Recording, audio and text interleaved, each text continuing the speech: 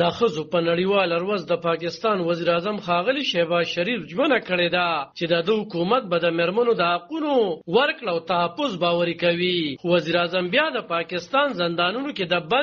د بندي د هغو سلګونو افغان میرمنو په اړه هیڅ نه دی ویلي چې د پاکستان زندانونو کې بې سرنوشت پرتی دي. د پاکستان د قومي اسمبلی د باندینیو چارو د کمیټې مشر ښاغلي محسن داوړ وایي چې د سند حکومت سره دغه صوبه کې په جیلونو کې د پرتو افغان میرمنو ماشومانو په اړوند خبرې کړې دي. خو په نن ورځ وزیر اعظم شهباز شریف ته هم پکار و چې په بېګناه ډول جیلونو کې د اچول شوو افغان میرمنو د خوشي کولو امر یې کړی وي. څېړونکي وایي چې د میرمنو په عالمي ورځ د پاکستان حکومت د خپل هېواد دننه د غیر قانوني سفر په جرم د نیول شوو سلګونو افغان میرمنو د خوشي کولو اعلان کړی وي، نو دې سره به یو خو د افغانستان او پاکستان په اړیکو خوشګوار اغیزې اثرات شوي وو، او بل به د ښځو مقام ته درناوي په اړه د پاکستان دعوا رښتونې ثابت شوی وي. کال 2021 د اګست میاشت کې چې افغانستان یو وارې بیا د طالبانو لاسونو ته ولوېدو، نو د دغه هېواد نه په زرګونو افغانان چې میرمنې او ماشومان پکې هم شامل دي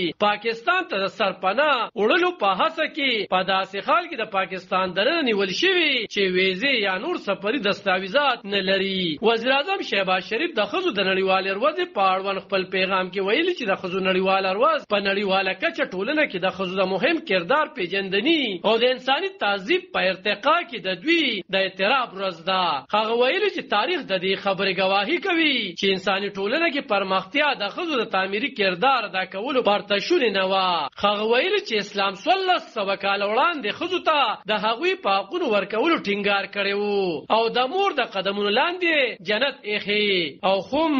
خم یې لور د کور رحمت ګرځولې دی. شهباز شریف ویلي چې په 21مه پیړۍ کې ټوله نړۍ کې ښځې د سړو سره اوږه په اوږه د انساني تعذیب په پرمختیا کې برخه اخلي او زیاته کړې ده چې د حکومت ښځو ته د هغوی ټولو انساني، جمهوري او ټولنیزو حقونو تحفظ ورکولو ته ژمن دی. خو وزیر اعظم شهباز شریف بیا په خپل دې پیغام کې د هغو سوونو افغان میندو، میرمنو او لوڼو په هکله هېڅ نه دي ویلي چې په دې وروستو کې د پاکستان بېلابېلو سیمو کې نیول شوي او زندانونو ته اچول شوي دي. د پاکستان په قومي اسمبلی کې د بندیانو چارو د کمیټې مشر ښاغلي محسن داوړ ویلي چې د افغانستان د سقوط نه وروستو چې کمې افغان میرمنې پاکستان ته راغلي دي، هغوی کې ګڼ شمېر د سند صوبې دننه نیول شوي او زندانونو ته اچول شوي دي. محسن داوړ وایي چې ما پرون هم د سند حکومت سره خبرې کړې دي. دې کې ځینې کیسونه داسې دي چې ججانو پکې د څلورو میاشتو قید اورولې دي، ورپسې روژه را روانه ده. ما ورته ویلي کو د افغانان بیرته لیږي نو بیا د دوی د بند دومره اوږدولو او د دوی د زورولو څه ضرورت دی. علب